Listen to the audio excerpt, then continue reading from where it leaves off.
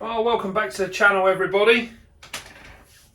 We're going to rehouse our Avicularia huriana, which you don't tend to see too many of these guys, which is a shame because these are really pretty avics. Very pretty. So she's well due a rehouse. I'm not keen on these tubs, but this one seems to have worked out really well in here, and she's been really happy up until this point. And now she needs to come out. She's quite big, so we're going to move her over. So we're going to set up one of our lovely bioactive setups. We're going to do our same old trusted system. The clay balls in the bottom, and then we've got our mesh. So we're going to put that in there. Then we're going to top up with our potting compost. You regulars should be getting really used to this by now.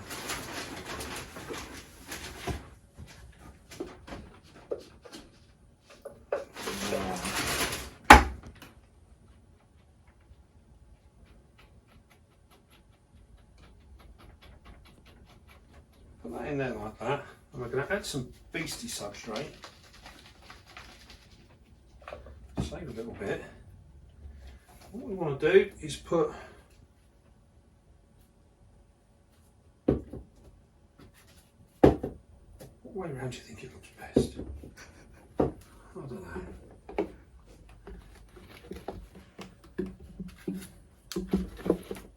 That way around. Let's go with that way around. Let's plonk that in there like so. And then we've got a nice little branch here. This is all this stuff is all collected from the wild. You can see all the different little bits and pieces running around in there. We're going to put this in there like so. That looks nice. I like that. So then what we're going to do, we've got a nice plant here, like a fern type thing. Very scientific that, wasn't it? It's a fern type thing. I'm going to put that in there, pop that up.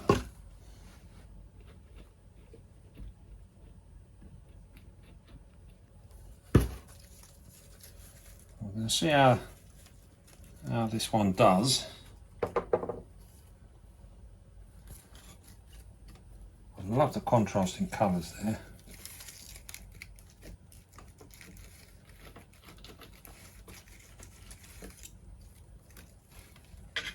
Yeah, that looks nice. And then we're going to have some moss here as well.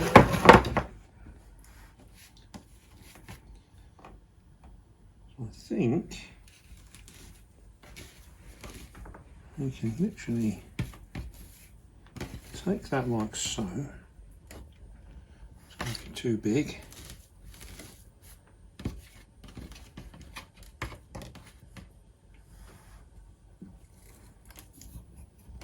As you know, with the avics, they do an awful lot of webbing. So if we're lucky, she won't web up down below. She'll want to web up all up above. Some of them will just actually stay and just web up behind their cork here. Others like to do it the whole thing, which can be sometimes a little infuriating, but it's just one of the things we have to deal with. There we go, I like that. I'm going to put that in there like so. And by putting the branch in like this, what we're doing is we're just hoping to encourage her to come and sit out on here, because we want to see them. So we're going to put that down there like so. Our glue gun.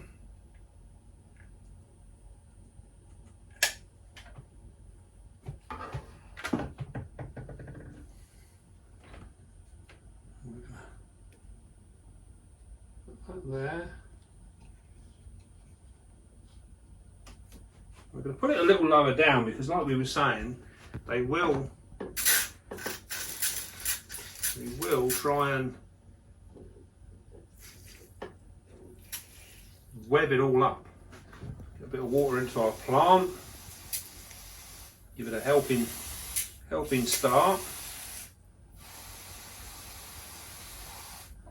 There we go, perfect. Get rid of that. Right then, let's have a look at this absolute beauty. There she is. Now these are fairly nocturnal. And as you can see, that is a very, very pretty spider. Absolutely gorgeous spider. See the coloration there? What we'll do is we'll get her to come over here. Go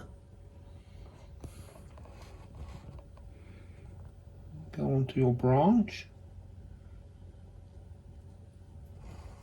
As you can see, these are fairly placid. Most of the avics are very, very well behaved. There we go.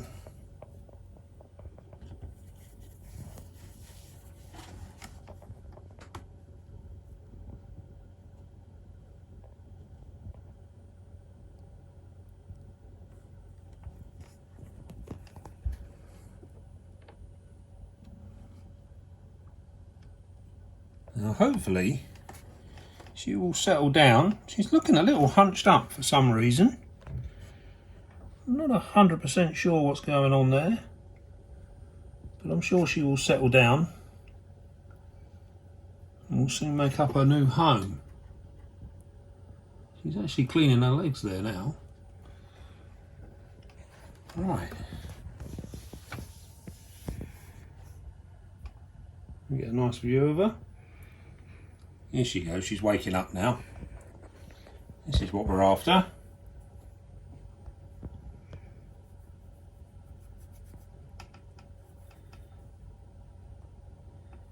Now these guys, when we rehouse the avics, they can sometimes take a little bit of time to actually settle in and get used to doing what they're doing. She's popping down for a drink. She's actually having a drink now. And she did feed yesterday, so I'm surprised she's thirsty. But then in this warm weather that we've been experiencing of late, it's not surprising really that she's probably quite thirsty. So with these guys, we look after them pretty much the same as we do the versicolors and the avics. They're all of the same family and all the care is pretty much the same. So we're looking for a humid environment, which we will get from our bioactive system. And with the plants and everything else in there, that will give that enclosure the effect that we want, and it will give them a nice environment in which to live. Now these guys will take on fairly large prey actually for their size, and we tend to feed these no bigger than a male dubia roach. That's more than enough. I quite often like to just throw a couple of red runners in here and just let her do her own thing, and she'll hunt them down and do, and catch them herself and feed like that. And I find that's a nice way of seeing your spider as well. They'll come out and about and do their thing. Well, there we go. Now temperature wise, you'd be sitting around about, well, it's 80 degrees in here, and they tend to do really well in here. We do have a nighttime drop in temperature as well. So we'll go down to a little bit, probably go down to about 75 or so of an evening. And they seem to thrive in this kind of conditions. Right, we'll leave her to be now, and we'll see what happens when she settles down, and we'll hopefully get a little update in a few weeks' time, and we'll see how she's doing. By then, she should have webbed this all up. They can sometimes, like I was saying before, when you change them over, they can sometimes take a little while to settle down.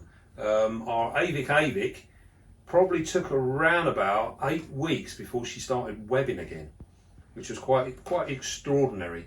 But when you see her enclosure now, it's absolutely, we can actually have a quick look. It is completely full. And this is what she's doing now. Now all of this webbing that we're seeing in here, we've got two actually good examples. This webbing here I believe now she's setting up, she's probably gone into pre-molt, and this is where she's going to molt out inside here. If we come to the one next door, this is a versicolor, and as you can see, there's no webbing in here whatsoever.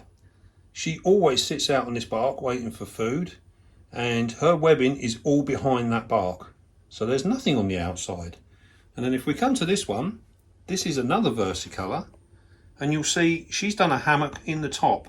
She has also molted out, there's a piece of her molt just there, and you'll see the spider is actually laying in the back there. So she's not used her tube at all. She's in fact built her own web tunnel. So it goes there, you've got 3 spiders there, all from the same family, all live in different ways. So don't be surprised if your spider doesn't follow what the care sheet says.